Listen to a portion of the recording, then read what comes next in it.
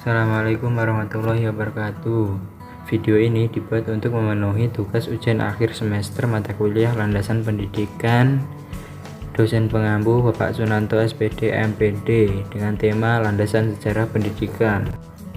Dimulai dengan sejarah. Landasan sejarah dalam pendidikan merupakan pandangan ke masa lalu yang melahirkan studi-studi historis tentang proses perjalanan pendidikan nasional Indonesia yang terjadi pada periode tertentu di masa yang lampau.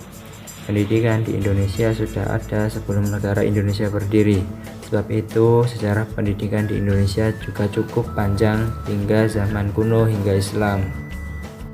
Masa periodisasi pendidikan di Indonesia. 1. Hindu-Buddha.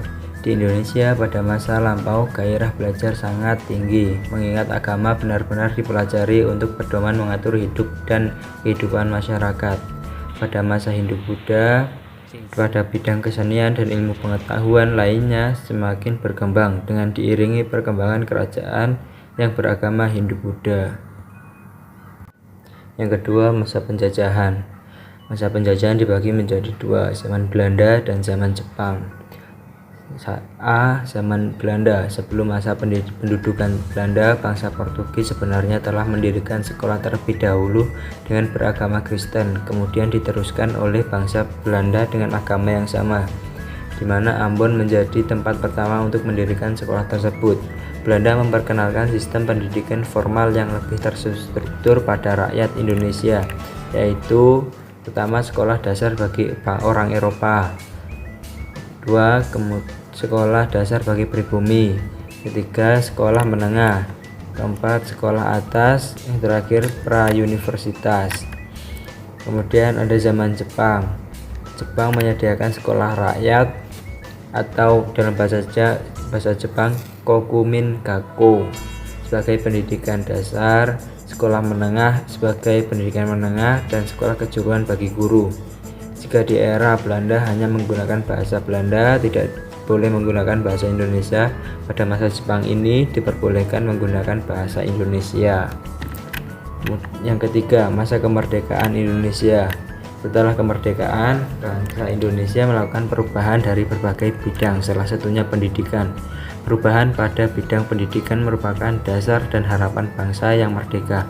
Jika dilihat dari harapan bangsa Indonesia dalam bidang pendidikan, terutama pada landasan filosofi kependidikan, tujuan pendidikan, sistem pendidikan, dan kesempatan belajar yang diberikan kepada rakyat Indonesia memiliki tujuan agar semua rakyat Indonesia dapat merasakan pendidikan mulai dari pendidikan rendah sampai pendidikan tinggi. Pancasila sebagai dasar dan falsafah negara Indonesia seperti yang tertera dalam pembukaan Undang-Undang Dasar 1945 dijadikan landasan utama pendidikan Indonesia. Pada awal kemerdekaan, tepatnya pada tanggal 17 Agustus 1945, pembelajaran di sekolah-sekolah lebih ditekankan pada semangat nasionalisme dan membela tanah air.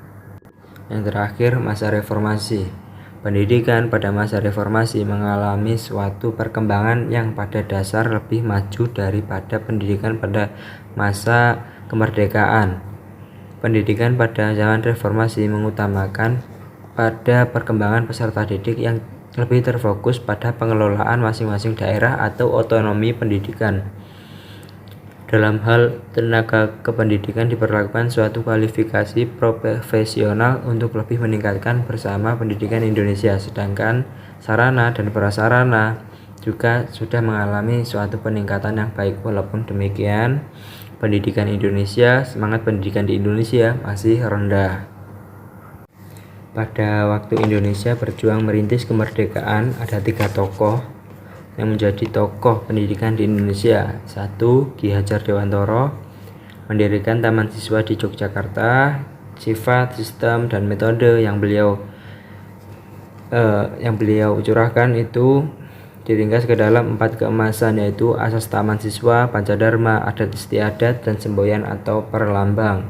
2. Muhammad Syafi'i mendirikan sekolah INS atau Indische Netherlands School di Sumatera Barat pada tahun 1926 dengan maksud mendidik anak-anak agar dapat berdiri sendiri atas usaha sendiri dengan jiwa yang merdeka.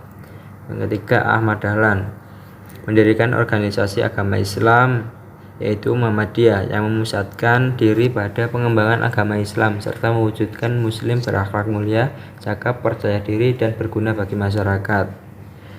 Sebelumnya Muhammadiyah hanya bergerak di bidang keagamaan saja, kemudian semakin berkembangnya Muhammadiyah semakin besar, kemudian merambah ke dunia pendidikan. Implikasi landasan sejarah. Tujuan pendidikan diharapkan bertujuan dan mampu mengembangkan berbagai macam potensi peserta didik, serta mengembangkan kepribadian mereka secara lebih harmonis. Proses pendidikan, terutama proses belajar mengajar dan materi pelajaran, harus disesuaikan dengan tingkat perkembangan peserta didik, melaksanakan metode global untuk pelajaran bahasa,